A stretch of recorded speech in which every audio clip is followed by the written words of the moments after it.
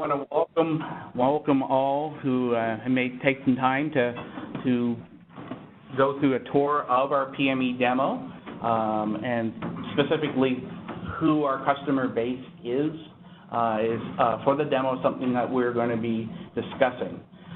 So we might automatically equate the PME demo customers with only those that are interested in purchasing PME. While that is a large portion of our customer base, they aren't the only users of the PME demo. And these other customers' needs need to be considered whenever we're creating a demo. And so we're going to be just spending a couple minutes at the beginning of our presentation to discuss who those are and how those needs are met. So, who are our customers for the PME demo? How many customers are being served? Where do they come from, and what are their specific needs? So let's look at a couple numbers quickly that I think you'll find interesting. Over the last 6-month period, we have seen 1,346 unique visitors to our PME demo around the world. The peak visit per day was logged just last month at 166 visitors on that one day alone. The visits per month has increased to, as of last month, over 2,300 visits, which is up substantially from just a few months before. When we examine where the users are coming from, we can, some of the countries that are ones that we would expect, like the U.S., Canada, and France. But some of the top 10 countries might surprise you: Indonesia, Brazil, Singapore. We're having quite a attendance and usage from those countries as well. Again, how do you get 10,000 as a total there? 10,000 is the amount of visits for the 6-month period. So we're past the 10,000 months since November of last year.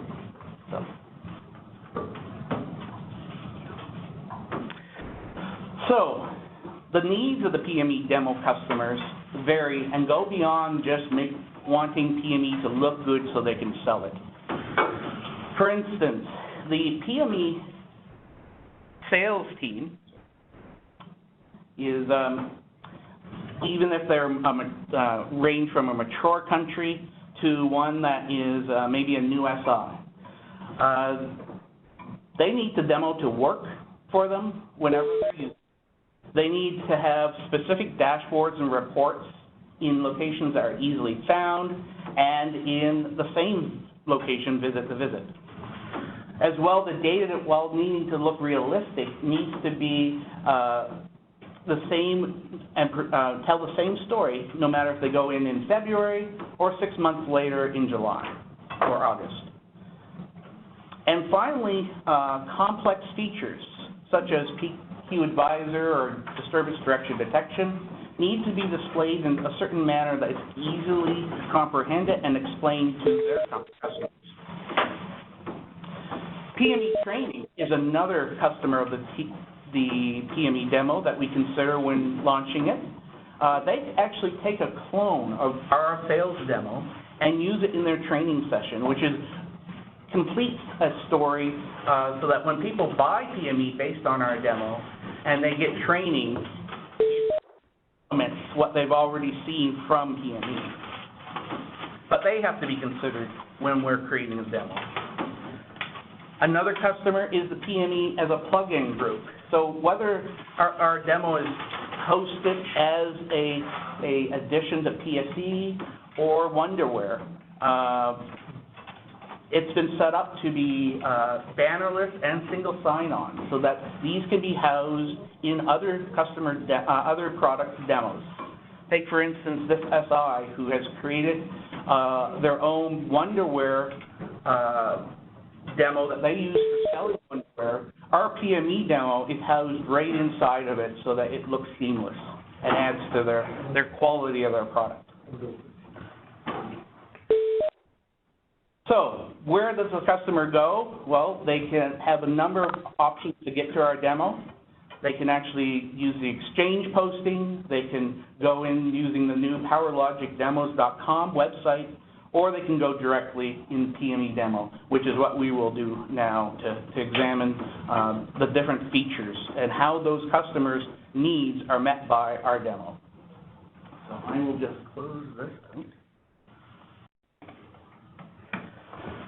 So to start off with, this is our 8.1 demo, which is similar to our 8.0 demo.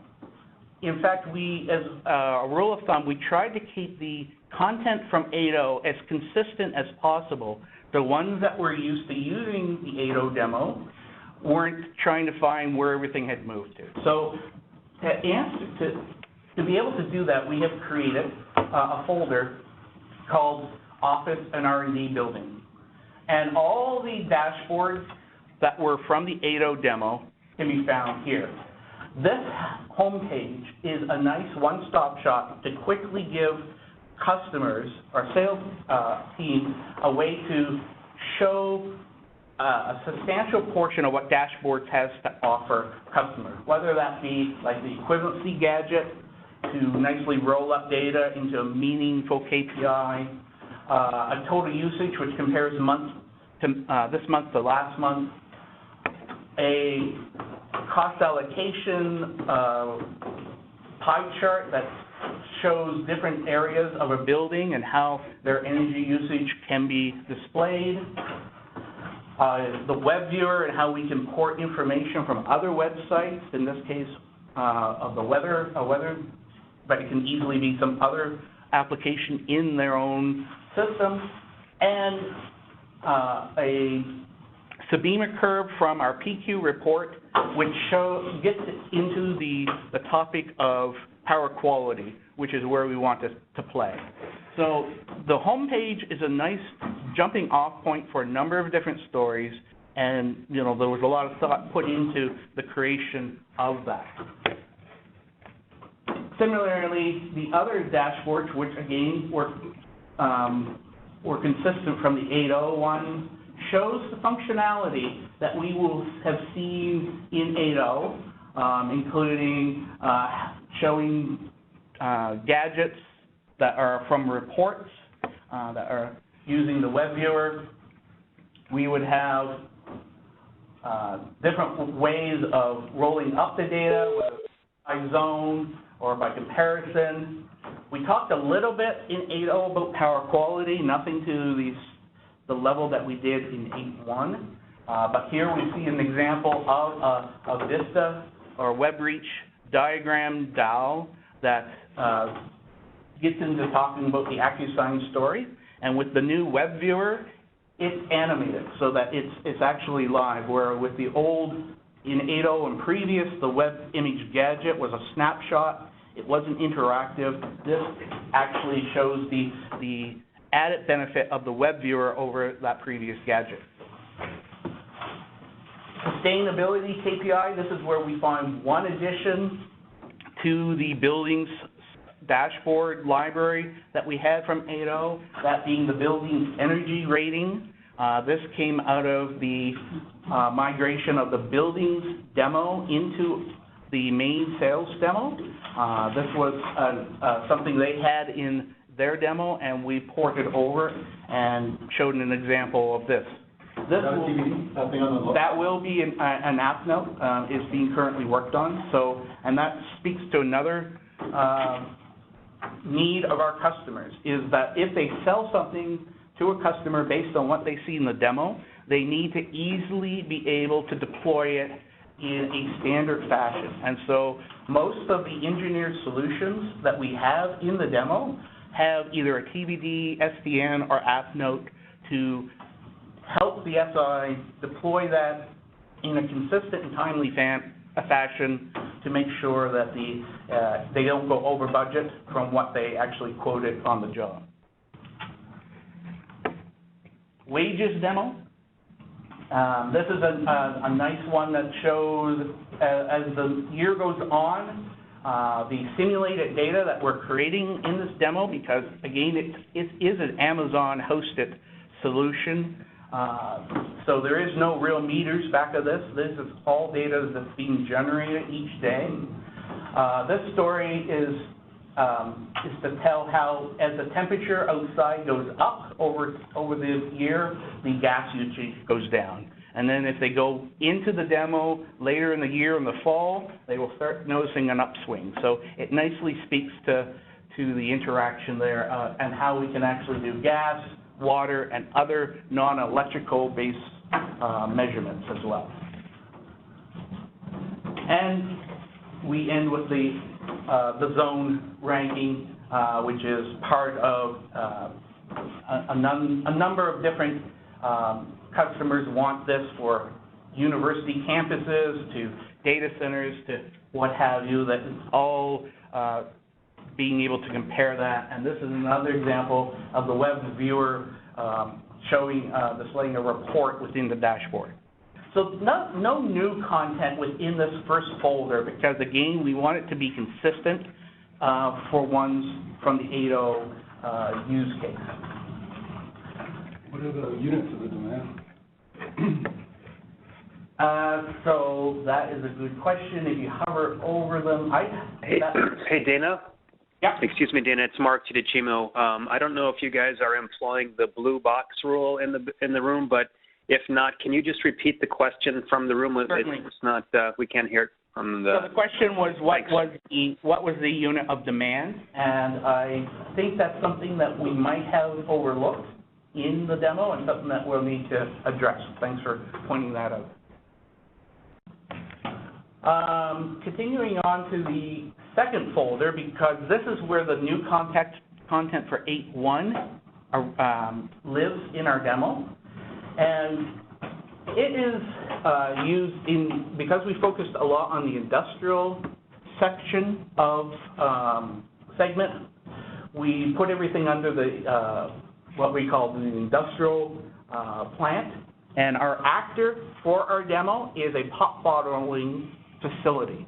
That is what we chose because it allows us to tell a number of stories. So if we open up the home page for it, we can see a lot of functionality here right off the bat that really emphasizes how the look and feel for PME can be not just your standard graphs and charts. Here we have the same sort of story where we can tell a comparison in the last 30 days between our different areas of our facility. We have the functionality if we want to drill down in to turn on and off by clicking on the different areas within the chart to identify where certain areas are taking more energy than what we would expect. The energy usage intensity map is similar to the energy usage intensity map we had in the 8.0 version, but instead of based on square footage, this is based on production.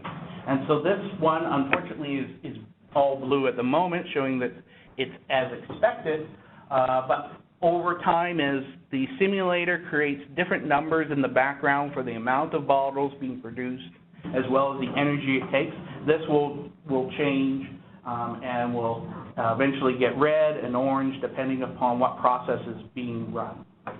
Dana, one comment there is that like the cleaning place is a process that happens in the packaging and bottling and preparation. Like it's not a physical area of the plant? Yes, I know, yeah. So I don't know how to represent that graphically. Yeah, so in that case, what the story from the research I did on that, some facilities actually have their clean in place units separate, and they pipe just so that you know. In fact, if our sales team are wondering what is clean in place, we have a little definition for each of the areas in our gadget here. And for clean in place, it describes how hot water, caustic soda, and nitric acid are used to sanitize production equipment while it is still online. So to your point, yes, some facilities actually do put it but from my own research on that, it has become more commonplace to put them in one area that is clean and set aside so that it doesn't get contaminated. Now, I might be wrong on that, but that's what I've found. So that's hence the reason this building is set up that way. And that is one of the struggles, is that not all customers do, in the industry section, does things exactly the same as other ones. So we're trying to walk a line here and not get into the weeds, so to speak, because that's really not, we're not selling CIP, we're selling meters and PME. So that's, it's a nice way to get into that story. Dana? Yes. With that intensity map, it almost looks like it's showing real-time changes. It is. Where dashboards is traditionally known as for historical data only, so that's a bit of a shift, isn't it, from previous versions? It is. But it shows the power that one can leverage within dashboards to not only show what's going on in the past, but also what's going on now. So it is something that, and maybe I know there's some in the marketing field who have used this at within conferences and the like. I'm looking at Mike Moreau in the back there. Have we got any major feedback on that change in use case that you've noticed that's caused any confusion? The guys that I've demoed this to don't have any previous experience with PME, so I think seeing real-time and historical stuff, they didn't have any preconception about that. So the replacement for real-time tables that's in progress right now is also being done as a great gadget as well, so it's another example. Yeah, since the first release of Dashboard, one of the most common requests is like some serial time. Yeah, no, it's a nice evolution for sure. And I guess with the web gadget too, being able to look at Vista, we could also see real-time data that way too. So That's web image. That's Is it? Okay. Yes. Do we sell enough of it? Saying that it's real time? Like, from Twitter, hey, this is active. Interesting. So just for those on the phone, the question was whether or not real-time, it's kind of, in the dashboard, is kind of a new concept for some, but from what our sales team has talked to their customer base about, it doesn't seem to really be a big separation between historical data and what's happening now. It's a one location for both, and so it seems to be working. Drilling down a little bit into our folder base, we see that we have separated, because we spent in 8.1, we could divide the product work into two main areas, that being PQ Advisor and KPI calculation. That's similar to what we did here to help our sales team delineate the two, so that it's not mixing our chocolate with our peanut butter. We have examples here of our power quality gadgets, and the way they're laid out here, we have the PQ impact and the PQ impact trend, showing what's occurring from a rolled up point of view and when that occur. We have power factor impact and the trend right below it, as well as the PQ ranking and its trend right below it, so that they can easily tell the story of, recent as compared to what has been your pattern. In our example, the story that we want to tell within our facility is that they had issues with harmonics, and then 40 days ago they installed an AccuSign that addressed those issues.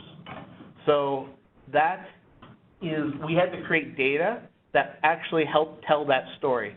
So unlike the simulator data that's being generated in the demo, the power quality data is actually a data set that tells that story, and then every weekend gets moved ahead 7 days. So it doesn't matter if you go into the demo in February or November, you will be able to tell that 40 days ago they installed an AccuSign, and that addressed their harmonics question. And you can see that by, if you go into here and you go back and look at the last 12 months, rather than sag and swell being the cause of the main concern, it will show that harmonics was the cause overall for that roll-up period. But that's now been addressed by the AccuSign purchase. Power quality advisor gadgets are also found in this dashboard on the top 3. So again, another usage for where that is. But if it's a country that hasn't yet been using power or hasn't been selling Power Quality Advisor, by also putting it in the folder, it allows them to not dwell upon that if they're not ready to consume that information. Hey, Dana? Yeah. This is Mark. Can you go back to the previous dashboard with the power factor surcharge? Just curious, do we have a story there similar to what you just mentioned about installing the filter? Is there a way, so if I look at this dashboard, I look at that $39,234, and I might think, hey, what caused that? How do I get there? How do I figure out what made that happen? And do we have a story woven through the demo yet to show that, like how to get to that number, or what device or which piece of equipment is causing that? So that's a good point, Mark, and in fact it shows another use case of the demo where because we're actually drinking our own champagne, so to speak, questions like that come up where we need to answer it. And so we're looking at a possible usage for the new electrical health diagrams to answer that question in phase 3. It's not there yet, but that's what we, and Juan and I have talked about implementing for the demo to kind of, because that question you're asking is a question that our customer base is going to ask as well. And unfortunately, it isn't really something Gadget was designed to do out of the box. So we do need to answer it, but yeah, it's just going to take a little bit of time to get implemented. But thanks for the question. Sure.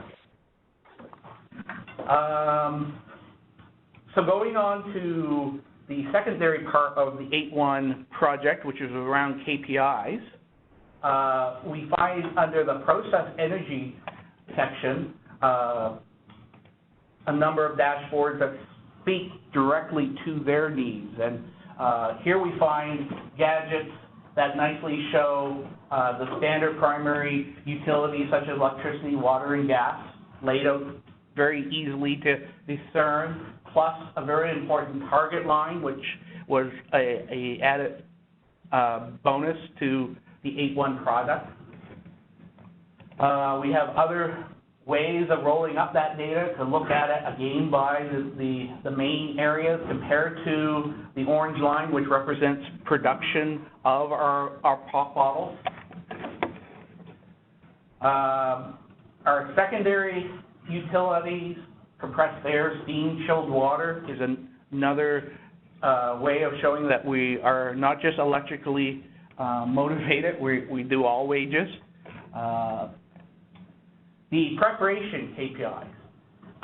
That screen is one that nicely shows a specific area for energy usage intensity and kind of monitors that, and you can say, okay, so what went on yesterday that, you know, caused it to be well above what the expected energy usage was for that time period. Bottling line KPIs, another example of how we've broken down using the KPI engine that was produced in 8.1, the energy intensity per machine, and roll it up by energy per pallet of bottles produced. And each of these pieces of equipment, again, you can click on and off to, you know, show you, you know, allow you to drill in to discuss that a little bit more in depth. Filler status. This one here allows us to show the difference between the clean in place and the filler. So when the filler is filling bottles, it's not using, the clean in places are not running. when it's being filled, when it's being cleaned in place, of course, it's not filling the bottle. So there is a inverse relationship here. You could have spelled that. No, because what this one is specifically designed to do is to tell the story that this is supposed to be a SCADA system. And so with the web viewer, we're taking a picture of that system there and showing it right in a PME dashboard. And the idea is that as this changes, the gadget will change as well. So at the moment, we're filling lemon lime, but the demo is set up to, as we go into clean in place, this graphic will change. If we're if we're filling cola, which has different ratios of nitric acid and caustic soda in clean in place process, then that graphic will change to cola. And that's very important for our food and bev industry, is to monitor that relationship of in the CIP for caustic soda and the nitric acid and how much water is being reclaimed. They kind of monitor that quite closely to make sure they're not overusing energy, but more importantly, that they're still meeting certain health standards within their facility. So I think Ward's point is that it makes you nauseous to hear it, so Okay. That's what I'm saying, like, I love that the fact that it's, like you say, it's indicative of what's happening real time or right now or within a certain delay period, but the presentation itself, Gets you dizzy. with all due respect, is Okay. yeah. Okay. So some people want to I love that, I love the concept, actually. Okay, duly noted. I find it quite soothing myself. Yeah, that explains it. There we go. Now that I have your attention. So in this example, we get further into the story of clean in place units and see that this is a real-time example of how much energy or how much caustic soda per bottle is being used. So another example of our KPI engine being used within our, to monitor non-energy-based equations. Hey, Daniel, what would be cool is, so if you come in here, it's almost like random luck if you happen to catch the clean in place process, right? Right, yeah, well, yes. How like, what's the timing on? So it varies. So to simulate an actual system, there's 21 different production days within the year that's kind of randomly produced. So all clean in place are an hour long, but the production runs, whether that be, because we have 5 different flavors, that might be 3 hours, it might be 2 hours, it might be 4 hours, but that's kind of, they're segmented in at least, hour chunks. Yeah. Like actual human hours. Yes, yeah, and that's only because the data is actually being created and the KPI is being generated on a nightly basis using our product. We're drinking our own champagne, so yeah, it would be nice if it could jump back and forth, but yeah, kind of limit it that way. Sorry, yeah. I have a question about it. You mentioned current targets, and I think you're right, that's a set point. Do you have the ability for customers to put a preliminary set point or a caution set point to alert them that, hey, we're getting close to this? The one way that we have to do that is through something that a feature that we haven't yet implemented in the demo, and that's smart notification. So with that one, for instance, we have an email that gets sent for demand, where it will look at the last 12 months of your usage, figure out what the max demand for that period is, and then when you reach 90% of that, it will send you an email. So that type of information can be modified to for any set point, but the concept is rolled up in that TBD. We just haven't implemented in an example yet in the demo. Okay, there's no tie word between what's here and what you set up for a living. Okay. Like that. That's something we have heard, which wouldn't be cool if you. I wonder if you just said another set point. You can have multiple target lines also. Okay. Yeah, you can have as many target lines as you want. Okay. You can have a caution or a things are bad. Yeah. Okay, another nice story to tell is water reclamation. Here we are using the equivalency gadget for something a little bit different, showing how much water we've saved since the beginning of the year that we reprocessed in our clean in place. But it nicely talks about of the 3 different units, you can now come in and say which one is actually using the most, the most energy, and kind of balance that between the energy and the water stories there for ones who are concerned about water usage. And then packaging KPI is another just example of our energy intensity from a different aspect. So this is really important when we're talking to specifically Wonderware type customer bases. They are interested in this area, so we're trying to meet their needs. We also have as a tertiary folder under that one the water treatment plant, which speaks nicely to a certain segment of our customer base as well. Yeah. Yep. You've got production volumes going in. Is there an ability to put in different production lines? So to keep it simplified, yes, we could, but to keep it as simple as possible and to not over engineer the solution for just adding a line, we kept it to a single line that changed what it was producing. Okay. Okay. So you can do that in a time base, then you're producing, lemon lime this morning, it's producing chocolate. And that's all created using the simulator. So we've set that up in the background to do that so that we don't have to worry about it. It just continues to work seamlessly for the rest of for the entire year. Just continues on. So one other use case that we are doing with the dashboards this year that allows us to help our customer base is to explain concepts that might be a little bit more difficult for them to understand, or even for our salespeople to try to explain to them. This is under applications, and this will be growing over time as we get more examples. But here, for instance, we have the bill verification, and or what some people in the past have called shadow billing. This might be hard to have explained to the customer, but with this one dashboard, we can easily show that if you have a meter on the utilities, a utility meter, and one of our meters in the income as an incomer, and you have our billing module, then you have a way to argue with your utility when they give you a number and it doesn't match what your data is telling you or your billing report is telling you. So in one screen, that story is easily conveyed to our customer base.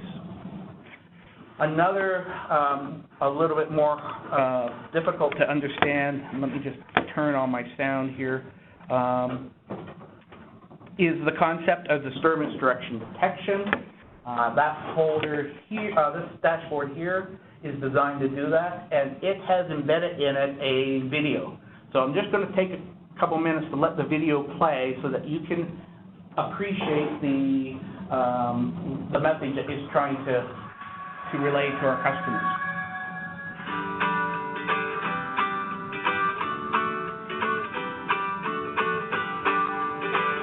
That you please, Claire?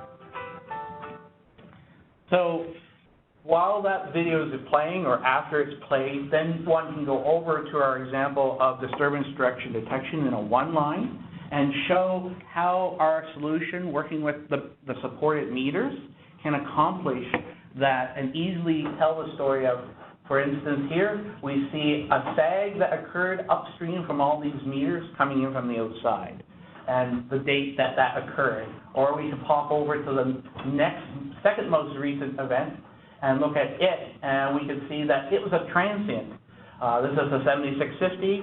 The other 8000s, because they don't can't read or detect transients, they would show that an event occurred, but they're uncertain as to what direction it was. If transients are important to the customers within their facility, then a 7650 would be more appropriate than an 8000. If not, then you can go to the third example, third most recent event, and say, oh, well, we had a swell that occurred within our facility. It was upstream from these three feeders, but this one here, I detected it downstream and it occurred in our packaging or warehouse facility. So that whole concept that might be difficult to explain otherwise makes use of marketing material that we have previously located somewhere else. It nicely brings the story all together for our salespeople to sum up that solution for our customer base in one easy to find location. Juan and I are working with Kevin Morin, who's trying to talk further about the 10 applications within our solution base and provide more examples of that within our demo to help seamlessly tell that story for not only PME, but also, as we see in this example, meters as well. And it's really important, you know, like the application section isn't actually demoing the great things we can do in dashboards. It's actually applications that Power Solutions can deliver. Correct. So it's a twist in the way the sales guy needs to change his message a little bit. Mm-hmm. Yeah. Another example of what we're doing slightly differently, but to help our salespeople, is we're providing them material that explains certain products within the demo. So here we have find a sample of a PME 8000 case, and I won't play the video for this one, but we see that allows them to go in, and if a customer has questions about the 8000 or he wants to talk about that, that's easily found within our product as well. And as time goes on, this products page will grow as well.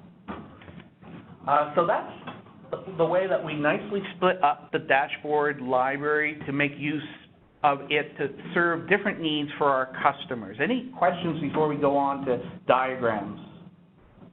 Okay. I'm just curious, like some of the meters that you showed, as far as, like you said, if there's a discrepancy between the utility and yourself, well, you need to have a field meter, a revenue meter certified product. Right, yeah. So I think that's one thing we need to be careful of when we're presenting that, is to say when you've got a whole products page, say not all of those products are really applicable to it. Right, that's a good point. So, and I think on that page that we're talking about, you'll notice that the utility meter that we're using and the incomer is a 7650, exactly. right? And that's why we called that out specifically as we didn't put like a CM3 there. No problem. Diagrams. So again, we did something very similar here with diagrams that we did with dashboards, where the building section of the diagrams are similar to the ones that we had in the 8.0 demo, to keep consistent, to allow our sales team to not have to refine everything. So you come into here, it allows you to speak to ones who have a need that's more is addressed by the building solution. We have a home page here. We show the one line with examples of the disturbance direction detection, the equipment page, the COM status, as well as the energy usage intensity map, which in this case is not based on production, of course, because in a building it's more square footage. This is actually speaking towards that, and this settings tab allows you to go in and talk to how those, you can set values based on pure kilowatts or kilowatts per square foot to set when it is that those colors changes. So in this case, it changes from blue to green when it hits 20 kilowatts for that zone 1, during an on-peak hour. In the off-peak hour, it is designed to go from blue to green in at 10 kilowatts. So that allows one to easily discuss this solution with the customer. And recently, this was shown to a hospital because it was actually deployed at another local hospital, and the hospital in BC saw it and said, I want that as well. So sometimes it's just a matter of being able to see it and working, and people will say that will be perfect for my need. Another question? Yep. The users have the ability to change the units. So in other words, you've got meters squared there, but you have square foot. So would we be able to go imperial versus? Yeah, and that's described in the point, because diagrams are all engineered solutions, so it's described in the TBD that describes how to deploy that, but yes, that is possible in that. Jeff? Just an observation. It seems like with having real-time data, these great web views in the dashboard, that from the end user perspective, there's actually no difference in the type of content between those two tabs. It's really come down to just go away versus a new way. Yep. Maybe that in mind for kind of the next steps in the product, because why do we? So Jeff's point wasn't really a question as it was just a statement that the lines are blurring between the concept of dashboards and diagrams as to the data that's being represented. Did I sum that up? Well, they both have navigation schemes, a little different, but they still serve the same purpose of changing between views. You get real time, you get charts, you get diagrams of both. Yeah. So it's just a thought from our forward-looking perspective on where we're going. Okay. Any other questions? I saw some other hands there. Yeah, there's one here, maybe just a comment about the different use cases and workflows for dashboards versus, building maps and intensity. It was good to see that you can configure the colorgram. A while back, I watched a webinar on sort of UI design, and, one common use case, I'm sure, for this type of display is to find out, is there a problem? Or do I need to provide an action? So instead of having, pretty blue, yellow, red and For green, heat map, yeah. The heat map is all gray unless you exceed your limit, whereas then it turns red, so it draws the eye in as to where there's a problem and if you need to act. Because my general thought around dashboards is that there's a lot of busy color in there, and while if you're spending a lot of time on that screen, you can figure out how your whole facility is operating, it doesn't really alert you to, a particular area of focus. Yes, and in fact, so the point was made that with the diagrams, you could actually change the colors. And in the example I quoted earlier with the hospital, the way that it was deployed recently at this local hospital, we have in our demo set up and in the TBD that describes how to deploy it, it lists 5 colors. That customer only wanted 3 to talk about, and that was a little bit beyond what the TBD, but the same concepts that was described in there was used to suit that specific customer need. So TBDs work as is, but are more designed to help train our application engineers on concepts and allows them to take it and fulfill the customer needs by using their imagination. So, yeah. Any other points before we go on? Okay, so we'll go back to the industrial plant, which is, again, new content for 8.1. We see a more process-centric homepage here rather than based on just our normal look and feel. We find an example of a one-line here that we saw earlier in our dashboard. PQ Advisor, this is where one can come to actually talk about that story that I alluded to earlier, where everything's great now, but previously, if we go back 30 days, we have seen some sags and swells, and you can click on those that actually drill down a little bit further into when they occurred. because the data in the is not being simulated. It's a data set that, as I mentioned before, that gets moved ahead 7 days on the weekend, so that that story remains constant. If we go back a little bit further and look at the 12-month viewpoint for that, the PQ Advisor diagram here, we remember how we alluded to the problem that this facility had with harmonics. That's indicated here. That has been solved by the purchase of an Acuside. So all the data speaks to that same story that we want to help reinforce that we identify problems, but we also have solutions that can be offered to address those problems as well. The equipment page is a little different than what we saw on the building side, because this is the new look and feel that came with the PQ Advisor. So that's shown here, and when one clicks on any of these panels, you can actually drill down in and get the data here as you would if it was an actual system with PQ Advisor. What's the green dot mean in the top left? That indicates that that's on, as far as, no? Summary alarm. Oh, summer, okay, sorry. Or gate of multiple alarms to indicate the operational status of the equipment. Based on what, how do you know an LV panel, like how does it aggregate an alarm? That's for a for a specific application you could have. In that panel you have 3 circuit breakers, so you can say maybe I put a set point on current, so I know when it goes to trip, or I can put a set point on open close, or I can put a set point on temperature. Okay. There's also, there's multiple, like, panels or whatever, right? So Yeah, so more than one, yeah. to aggregate them all. It aggregates. Okay. Breaker performance is quickly shows how that can be helpful for to show whether or not there's excessive wear, or whether or not you're getting close to that using the breaker performance solution. Electrical health is another solution that was shown in our buildings demo that we ported over, and in this case we see breaker capacity, we see power factor, and we see the total harmonics distortion all being indicated in using this specific colors to show whether or not there's a problem that needs to be addressed in those specific areas. Seeing a breaker performance, as you've shown it there, is not part of the module, right? Correct. It's just This real-time values from the breaker. Right. And electrical health, is it the same? Is that just a freebie if somebody wants to do it?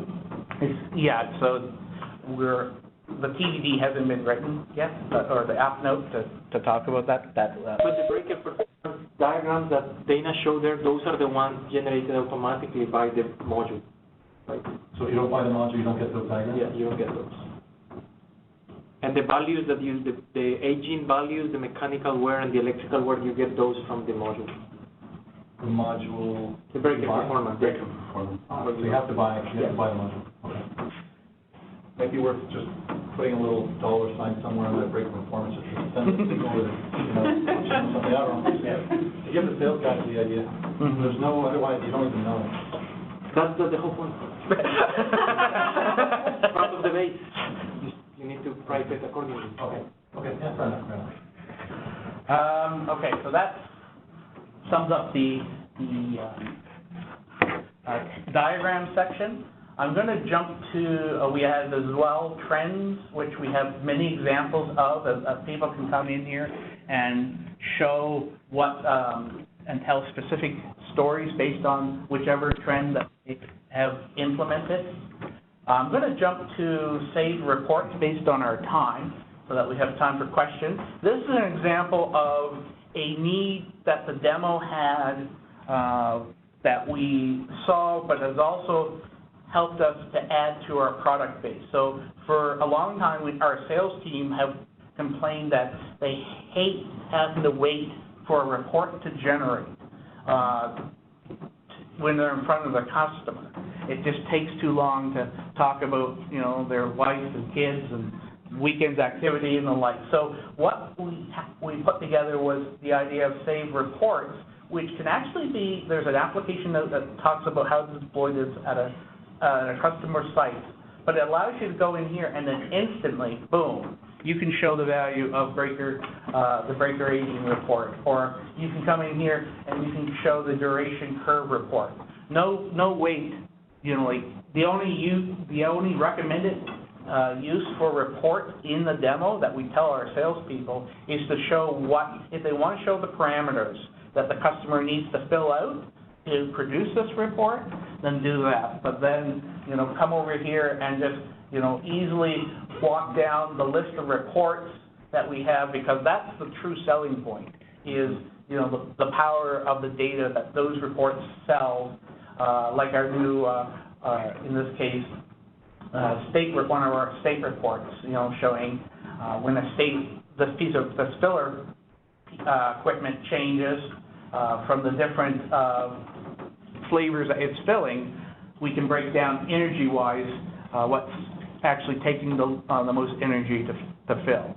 So those type of stories are a lot better to tell than having to make excuses for the time period it takes for the generation of the report. So as well, I met with tech support. They were visiting last week. I told them that if they get a call, for instance, about a report that they have not even had the opportunity to use, the demo is a perfect opportunity, or perfect use to go in there and familiarize themselves with what the data should look like, so that they can help their customers if they're not getting what they expect, because it might not be something that they actually have had the opportunity to use in the past. So another good example of customer use case for the demo. So I've done a lot of talking. I still want to give you time for questions, so we'll start off with Bill. I have a question here. Yep. If I'm a pretty picky customer, I would like to see the report. The real report gives me some time to generate the report, not a boom, the report just gives me. So gives me, if you can get, you know, if a report needs to, you know, set on a pretty long time frame, then if you can, you know, preset up a pretty small database, even for a year-long time frame, the report takes like 10 seconds or 20 seconds, then give customer the real feeling that it's not the boom, that's in 1 second, and then the customer wants to purchase the product and oh, they cheated me. They give me like a report, give me like 1 second, then it takes like 10 minutes to generate. That's certainly one way of looking at it. However, from our customers being not, again, the PME demos customers aren't necessarily always the ones that we're selling to. In this case, it's our customers, it's the sales team that's trying to sell our product. And that solution was created to solve one of their issues. And it is something that we actually have deployed successfully at customer sites. I believe Amazon is implementing it at their sites as well, the Save Reports solution, because it can be set up using, there's nothing different about it. It uses the back-end subscription feature of PME to save to the web server, and just gives you a way to link to that report that updates nightly using the subscription service. And all the reports here are fully functional, so you can still go like, and the recommendations that we give to sales guy are like, if you want to generate a live report, make sure you know which report, the date range you're going to select, and which source to make sure it's fast and you have like meaningful data. Otherwise, it's not even the time, it's actually selecting the right source and the right measurement. So they can do it. The other thing too, Bill, just keep in mind is most SIs and sales guys tell us that when it comes to reports, we generally generate them only at night time. And so when customers come in the morning, or when they get their email, they get the report right in front of them. And it's not that often that the customer will actually do an ad hoc or click there, click there. Just because of the nature of the reports themselves, which is their static views of information. It's not like 100% that way, but largely, if they build them at night, they can take 2 hours, doesn't really matter. And what matters is when the guy comes in the morning, he sees the content. And in this case, instead of, you know, like, maybe it's 5 users at that facility that need the same report. And rather than having 5 subscriptions running and producing the exact same report, having one that shows the same data that's easily found, not somewhere in my inbox, I'm trying to find it 2 days later. It's always within the application. So there are actual benefits to using it this way as well. So. Any other questions, Dan? So do we have a script for this? Where are we at? Speaker notes, it's on the guidebook, yeah. And do they cover off all the traces that we've just seen? Just the 10 applications from Kevin Morris. Well, only 9 because one of the applications is electrical control, which is. So it strikes me that exactly like PME, where we've got like 80% of the functionality nobody uses because it's so advanced and no one can really understand it. This demo is like way amazing.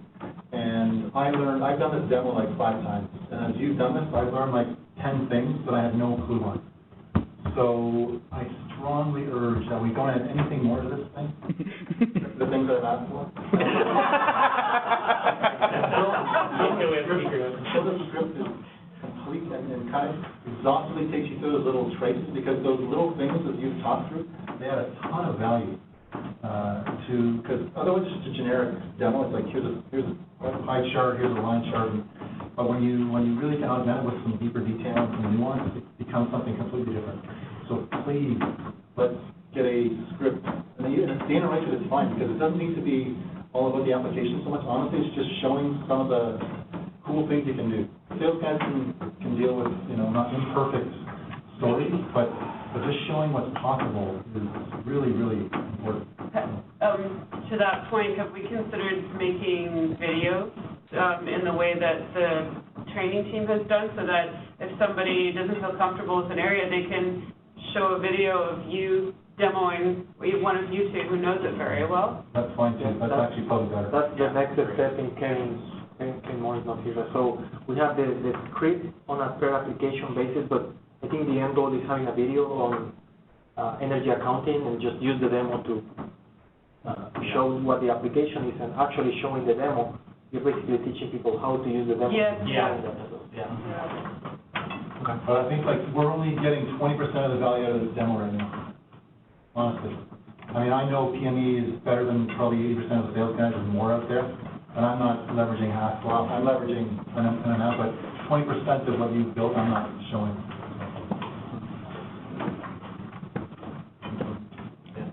I'd much rather have it that way than you trying to use 80% that's not there. But yeah, I know what you're saying, yes. Any other questions? Dana, it's Trevor over here in the Keating Building. I thought it was an excellent presentation today, by the way. Thank you very much. Earlier on in the presentation, when you were showing several of the bar charts with line charts over top of them and stuff like that, I was trying to, quickly understand the chart so I could decide to myself, well, if I was a customer, would this make sense to me? Would I care? It seemed to me that several of the charts did not have units on the, on the axes. And it made it hard to tell if that was actually something I was interested in or not. Like, was it number of bottles, or was it kilowatts, or was it amount of caustic soda? So I would encourage you to make sure the units are there, because as someone who's new to a graph, that's the first thing you look for to try and get your bearings, right? Is, okay, what are we talking about here? What's the units? Okay, yeah, I appreciate that feedback. I'll make a point of going through and seeing. Yeah, and some of them do have it. Like it was kind of hit and miss. Okay, good to know. Thanks for pointing that out. Okay, well, I appreciate your attendance, and if you do have any other questions, feel free to drop me or Juan a line, and we'll be happy to respond to you. But thanks again for your attention.